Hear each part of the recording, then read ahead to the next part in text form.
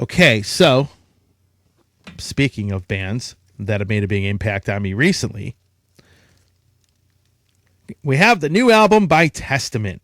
Let's talk about this because this record really blew me away when I heard it in its entirety. So, as you know on the show, I had gone through the first two singles that they had put out. I talked about the first two singles they put out, which would have been Infanticide, AI, and then, of course, Shadow People. Those, tracks 2 and 3 in the album. And I thought to myself, there's going to be something about this Testament album there's something that felt different about this record. And one of the first thing I'll say to everybody out there, Testament, like some of these thrash bands or some of these legacy bands, sometimes, one thing they didn't do where a lot of these legacy bands fall into like a rut is making the same album twice or just rehashing old songs. Testament could have easily made another like Titans of Creation or another Brotherhood of the Snake, and I don't think anybody would have been down on them for it. They decided not to do that. Instead, I would argue that this is probably one of the most innovative albums they've ever put out. One of the most incredibly well-written albums that they have ever done. That is, to be honest, this record is one of the best albums Testament has ever put out. Why do I think that? So first of all, there are so many different elements in this album that blew me away. So you have the very beginning of it. So the first song in the album, you have For the Love of Pain.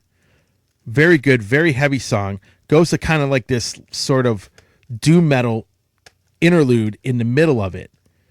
And Chuck Billy's doing, more of his death metal style vocals that that we've heard on other albums before. I mean, he started really doing that on the album Low. Then they had the album Demonic where he did that, on most of the album.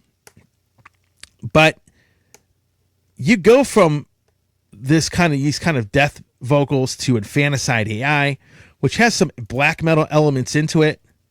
Then you go to Shadow People, which has this more like groove oriented sound. And you've heard Testament do songs like that. Then you go from those three songs where you have these black metal influences and you have some of these death metal influences in the songs to a ballad. Haven't heard Testament do a ballad in a long time. But, on a lot of their albums, they would do one. They did one, on Practice What You Preach, Souls of Black. You had, The Ritual. You had Return to Serenity on that album. You had a ballad on, Low. And anytime Chuck sang any of those songs, and I'm going to get to him in his vocal performance on here in a minute, it showed a different side of his voice. And on this album, not only do you hear the heavy sort of death metal sound of his voice, you hear his regular singing voice, and you hear him singing on a ballad. And I think if I'm going to chalk up what I would consider probably the best vocal performance of the year by anybody, it would be Chuck Billy. Because there were a lot of songs and twists and turns in this album that I was not expecting this record to take. Like the ballad was definitely, and just so you know, the ballad is called Meant to Be. When I heard this, and I heard Shadow People, I'm like, great, they're probably going to have something heavy come up. And then the ballad shows up, and I'm like, holy crap. Was not expecting that.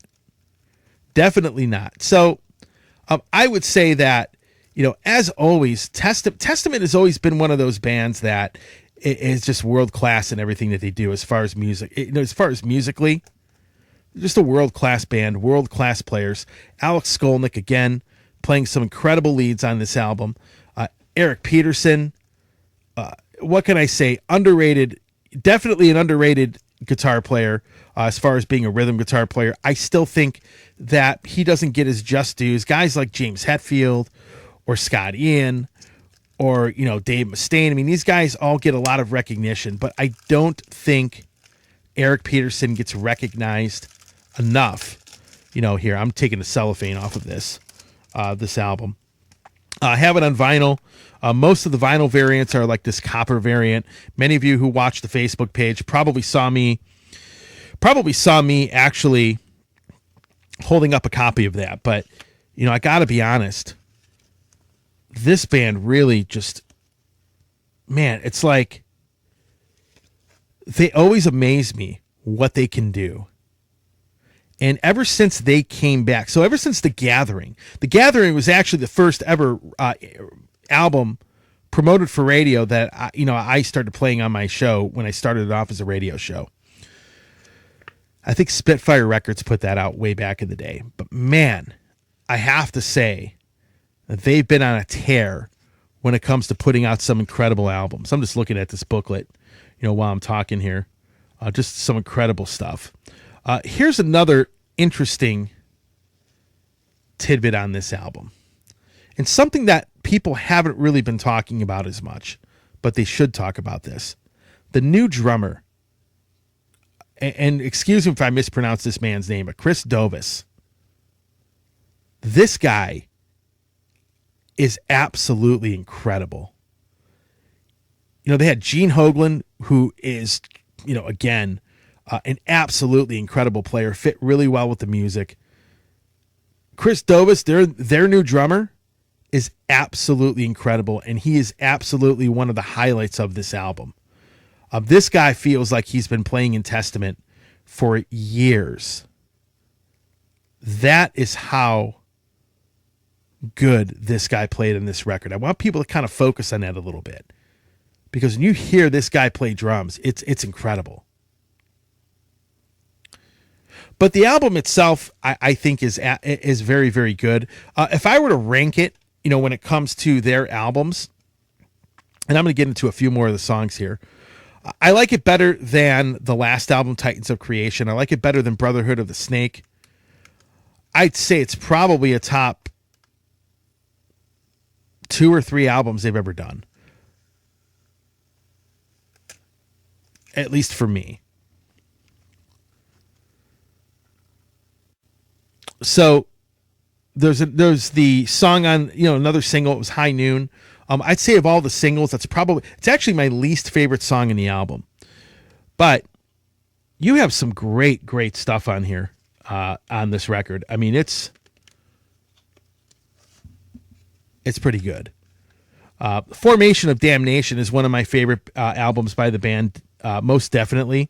I would say that, when I look, sorry, I have to do something here. When I look at their discography, Testament is like 2 different eras. You have the old stuff, like before the 90s. The old stuff, like the first album Through Souls of Black. And, you have that all the way through, I would say, The Ritual in the early 90s. Then the 90s came, and you had Low, which I think was an incredible record. Demonic I wasn't as big of a fan of, not because of Chuck's death metal vocals, but mainly because I didn't like the songwriting on it. And then you had The Gathering, which The Gathering still, oh man, it's one of my top, probably in that top 2 or 3. I'd say The Gathering, Bellum, and Dark Roots of the Earth.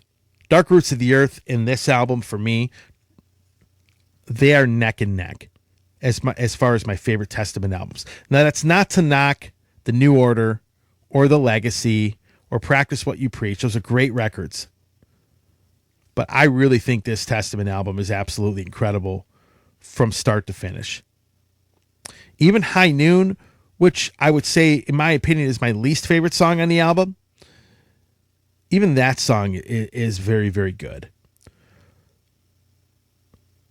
So, Eliran Kantor, of course, did the artwork. Absolutely incredible artist. He did the Dark Roots of the Earth artwork, which is my favorite cover by him, by the way. He did some of the Halloween covers. He's done a lot of really great album covers. But overall, Bellum, every aspect of anything Testament has ever done is represented here in some way. And I think That's what makes this album so great, because I don't think they've ever done a record where they've really had all of those elements, where you have a ballad, where you have Chuck singing, in that type of voice on a song on an album, where you have some of these crazy, unexpected twists and turns. You have on some of these songs, like again, you have a lot of black metal influence. You have some death metal influence in there. You have some of the classic Testament influence in there as far as like what they've done, in the early days. You have a little bit of everything. They didn't just go and rehash Titans of Creation. They didn't just go rehash the Formation of Damnation. They really went and wrote songs that really took some turns I didn't expect. Like when I heard about this album coming out, before I heard any music, I'm thinking, probably going to be another version of a Titans of Creation or Brotherhood of the Snake, which were okay records. They didn't have that much staying power with me. But this album, Bellum, definitely does. Dark Roots of the Earth definitely had and still has staying power with me. Formation of Damnation, The Gathering. I would say this album is right up there with any of them. And again, world-class performances by every single member of this band. Seriously. It's the song Witch Hunt, I think, is absolutely incredible. Room 117 is absolutely incredible. And honestly, Chris Dovis. Hold on, let me go find this picture in here.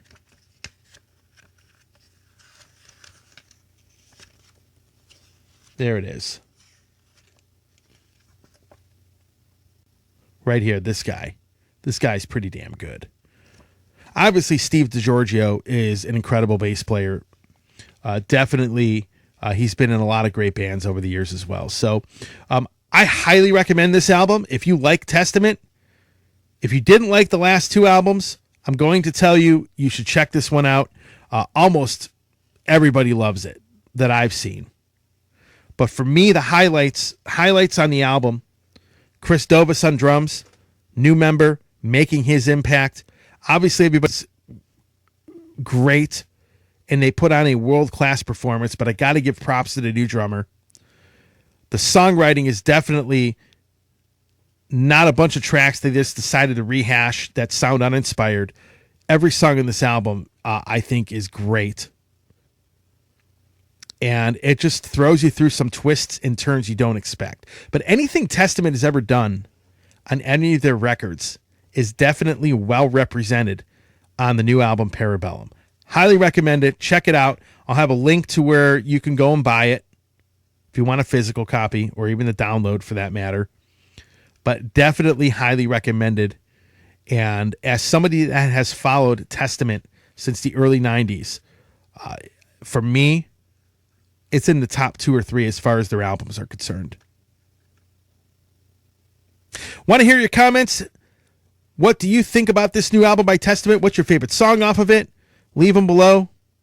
Hey, it's Tony here from the Metal Command Show. I want to thank you for watching this portion of the program. Since 1998, I have hosted the show, which started off as a radio program and is now into the podcast format. So I want to thank you for watching and or listening.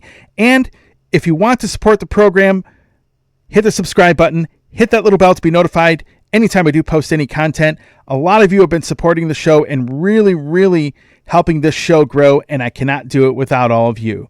So with that said, thanks for watching. Stay metal.